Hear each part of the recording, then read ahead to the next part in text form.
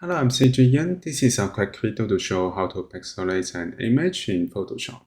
After starting Photoshop, we can go to File folder. I have an image. I drag and drop this image into Photoshop to open the image. Next, we can go to Layers window. Make sure that we select the background layer, and then we can go to Filter and Pixelate. We can find Mosaic and click it. We can make pixelates for the whole image. And we can adjust the cell size and then press OK to confirm the pixelate effect. Now I press Ctrl Z. If you want to pixelate parts of the image, we can make a selection. I will use rectangle magnetic tool, or you can use lasso tool or other tools. I will use rectangle magnetic tool and then make a selection, something like this, and then go to filter again and use pixelate and mosaic.